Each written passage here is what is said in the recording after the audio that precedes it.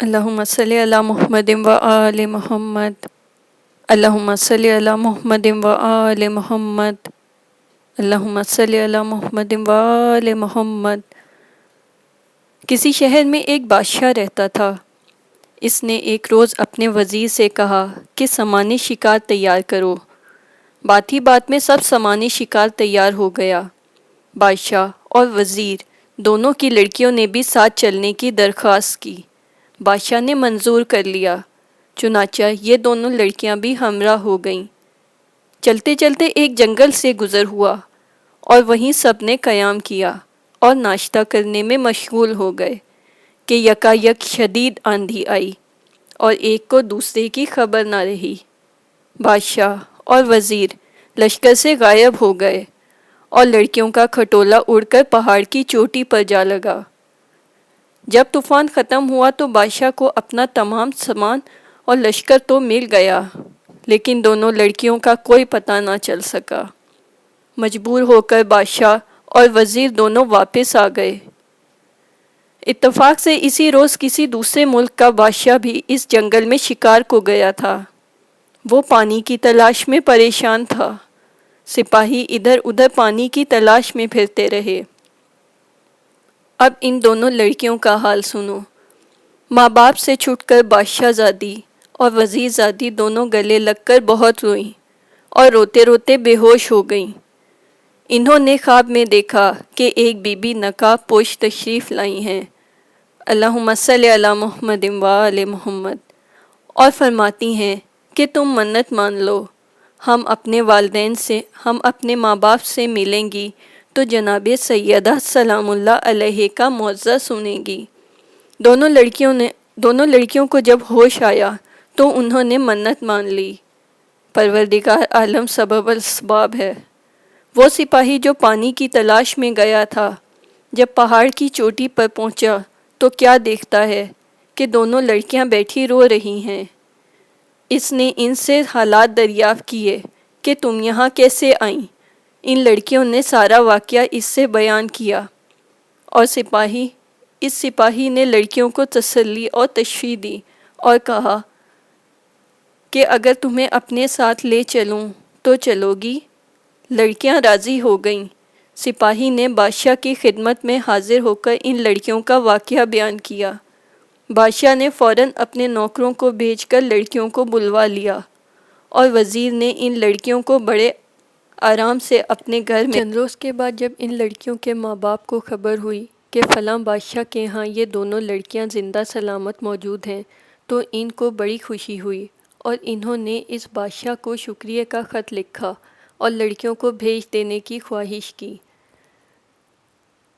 اس بادشاہ نے خط کا جواب یہ دیا اور لکھا کہ اگر آپ مناسب سمجھیں تو میری لڑکیوں کی شادی میرے لڑکوں کے ساتھ کر دیں۔ ان لوگوں نے منظور کر لیا۔ دونوں لڑکیاں بادشاہ کے یہاں سے رخصت ہو کر اپنے ماں باپ سے ملیں اور سب نے خدا کا شکر ادا کیا، اللہم صلی علی محمد و آل محمد۔ مگر لڑکیاں جناب سیدہ سلام اللہ علیہ کا معجزہ سننا بھول گئیں۔ کچھ دنوں کے بعد دونوں طرف سے شادیوں کے انتظامات ہونے لگے اور تاریخیں مقرر کر کے دونوں کا عقد ہو گیا اور وہ دونوں بڑی دھوم دھام سے رخصت ہو کر اپنے اپنے سسرال پہنچ گئیں۔ اتفاق سے جہیز میں ایک قیمتی طلائی آفتابہ دروازے پر رہ گیا اور سپاہی کو حکم ملا کہ وہ فوراً جا کر وہ طلائی آفتابہ لے آئے۔ سپاہی جب یہاں آیا تو کیا دیکھتا ہے؟ نہ وہ محل ہے، نہ تخت ہے، نہ بادشاہ، نہ کچھ اور سامان ہے، صرف ایک میدان ہے اور وہاں پر آفتابہ رکھا ہوا ہے۔ سپاہی حیرت میں تھا کہ یہ کیا ماجرا ہے۔ بہرحال سپاہی نے چاہا کہ وہ لوٹا اٹھائے اور جھک کر اٹھانے کے لیے ہاتھ بڑھایا۔ اس میں سے ایک مار سیاہ نے پھن نکال کر سپاہی کو کاٹنا چاہا۔ یہ خوفزدہ ہو کر پیچھے ہٹا اور بھاگ کر اپنے بادشاہ کے پاس آیا اور سارا واقعہ اس سے بیان کیا۔ یہ باتیں سن کر بادشاہ کو غصہ آیا اور اس نے لڑکیوں کو بلا کر کہا کہ تم لوگ جادوگر ہو، بتاؤ یہ کیا ماجرا ہے اور تمہارے والدین کہاں ہیں؟ یہ سن کر لڑکیاں حیرت زدہ ہو گئیں اور کوئی جواب نہ دے سکیں۔ بادشاہ نے ان لڑکیوں کو قید کر دیا قید کر دیا اور کہا کہ کل تم کو قتل کر دینے کے لیے جلاد کے حوالے کر دوں گا۔ قید خانے میں وزیر زادی نے شہزادی سے کہا کہ نامعلوم ہم سے کون سی ایسی خطا ہوئی ہے جس کی ہم کو یہ سزا ملی ہے اور ہمارے قتل کا فتویٰ صادر ہوا ہے۔ یہ کہہ کر دونوں گریہ زاری میں لگ گئیں اور خدا سے دعا کرنے لگیں۔ روتے روتے ان کی آنکھ لگ گئی۔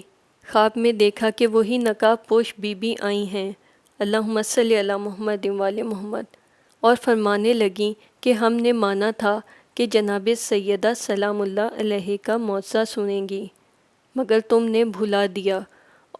یہ اسی کا عذاب ہے، اب تم منت پوری کرو۔ لڑکیوں نے عرض کیا ہم آپ پر قربان ہو جائیں، یہ بتائیے کہ ہم قید خانے میں شیرینی وغیرہ کا کس طرح انتظام کریں؟ آپ نے فرمایا صبح تمہارے آنچل سے 2 درہم گریں گے، ان کی شیرینی منگوا لینا اور معجزہ سننا۔ چنانچہ صبح کو ایسا ہی ہوا۔ لڑکیوں نے شیرینی منگوا کر معجزہ سنا، اپنی غلطی کی رو کر معافی مانگی۔ بادشاہ نے صبح کو جلاد کو بلا کر حکم دیا کہ ان دونوں لڑکیوں کو قتل کر دے۔ جب جلاد لڑکیوں کے پاس آیا تو انہوں نے اس سے کہا کہ ہماری طرف سے بادشاہ کی خدمت میں عرض کرو کہ ہم سے پہلے وہ ہماری چند باتیں سن لے، اس کے بعد قتل کا حکم دیں۔ جلاد نے بادشاہ کی خدمت میں یہ پیغام پہنچایا تو وہ لڑکیوں کے پاس آیا۔